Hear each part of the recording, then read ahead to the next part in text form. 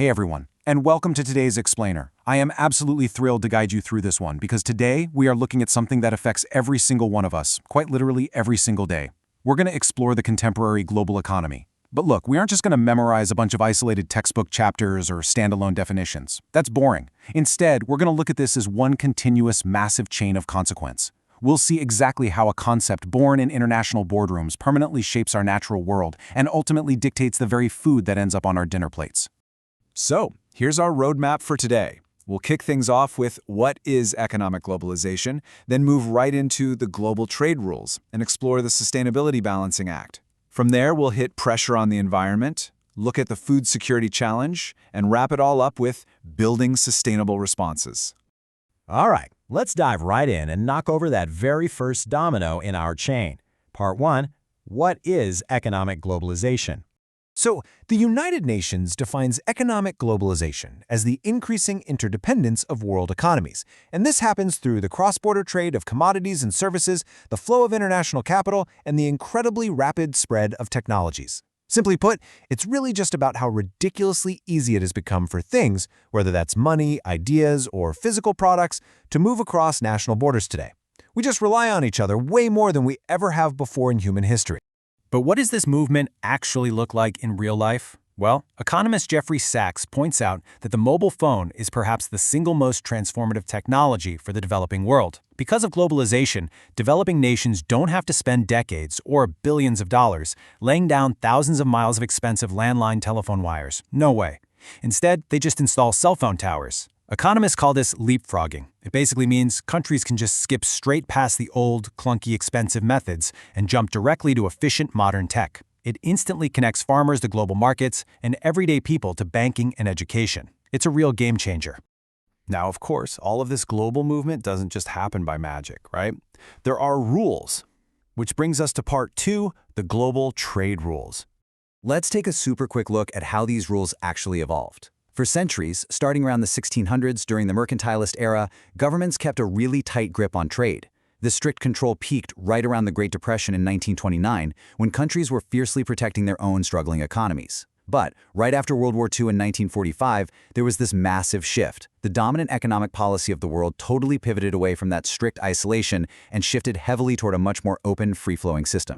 And that historical shift really highlights the two main types of trade economies we see. On one side, we have protectionism. This is when a government intentionally intervenes to protect its own domestic production, usually by slapping on tariffs or quotas. So let's say a basic pen costs $1 to make. If a country puts a $5 tariff on it, well, that imported pen now costs $6, making it way less attractive to local buyers. On the flip side, we have trade liberalization, better known as free trade. This approach removes those barriers, allowing goods and services to just flow easily. And while free trade definitely dominates today's global landscape, protectionism absolutely still exists in a lot of different forms around the world. But here's the catch. As global trade massively accelerates economic development, we quickly slam into a really critical conflict point. Part 3, the Sustainability Balancing Act. That conflict revolves entirely around this one crucial concept: sustainable development. The module points out that perhaps the absolute strongest argument against unchecked economic globalization is that it's just not sustainable.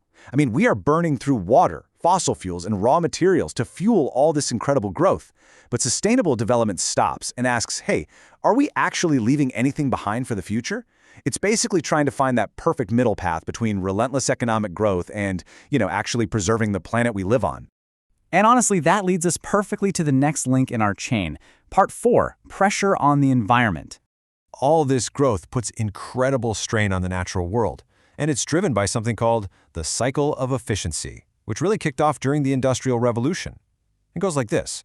First, we find the absolute quickest way to produce a massive amount of a product. Because it's made so efficiently, it becomes way cheaper and easier for us to buy. Naturally, that ease of buying leads to a massive spike in demand. And then, to meet that skyrocketing demand, companies have to figure out how to become even more efficient. It is just this continuous, relentless loop of making and buying. And that loop, it has real physical consequences. The environmental tolls are severe. We're talking huge carbon emissions damaging the atmosphere, the destruction of coral reefs and marine life, rapid-fire deforestation, and nasty pollution from persistent organic pollutants, or POPs. Now, there's a very real ongoing debate here. Environmentalists argue that we absolutely must prioritize these ecological issues over endless economic expansion. But on the other side, neoliberals argue that strict environmental regulations are a huge roadblock to the very free trade that lifts entire nations out of poverty. It's a really profound tension right at the heart of our modern world. So let's zoom in a bit. Let's narrow our focus from the broad global environment down to a fundamental daily human necessity. Part 5, the Food Security Challenge. 9 billion. Take a second to really think about that number. That is the estimated global population that our world has to figure out how to feed by the year 2050. And to actually feed those 9 billion people, we are going to face a demand for food that is 60% greater than what we currently produce today. Delivering enough safe, nutritious food to the entire world population is what we call global food security. And as you'll see, it is permanently, intrinsically linked to the environmental degradation we just talked about. To really understand how complex this is, look at the paradox of India. It's kind of mind-bending, actually. Agriculture makes up a whopping 18% of India's entire economy. They are literally the second biggest producer of fruits and vegetables in the whole world. And yet, at the exact same time, 194 million Indian citizens are undernourished. That is the largest number of hungry people in any single country on Earth. It just goes to show you that food security isn't just about throwing seeds in the ground and growing enough food. It is a deeply tangled web involving poverty, complex economics, and a changing climate. And another massive part of that tangled web is water scarcity. This is driven in part by a wild concept called virtual water. Think about this. When you buy a highly water-intensive product, like maybe a simple cotton shirt or heavily processed food, you are inadvertently consuming water from wherever that product was made. So, a consumer sitting comfortably in the global north can directly deplete the shrinking freshwater supply of a nation in the global south without ever even turning on a tap. When those water ecosystems are destroyed, it even creates what we call climate refugees, people who are literally forced to pack up and migrate just to find a place with enough sustainable water to survive. Okay, so we've seen this intense chain reaction. Globalization sparks development, which puts major pressure on the environment, which directly threatens our global food security. So what are we doing about it? Let's pivot to Part 6, Building Sustainable Responses. The good news here is that massive global initiatives are currently underway. For instance, the United Nations has established Sustainable Development Goal 2, which aims for zero hunger and heavily promotes sustainable farming. On top of that, the World Economic Forum launched the new vision for agriculture. This is all about establishing major public-private partnerships. And get this, that initiative alone has mobilized over $10 billion to reach smallholder farmers, really pushing for cooperation between governments, civil society, and the corporate world. We're also seeing some awesome market-based responses, like fair trade. You've probably seen that label at the grocery store. Fair trade aims to create a more moral, equitable economic system by specifically looking out for the well-being of marginalized small producers. Let's take coffee as an example.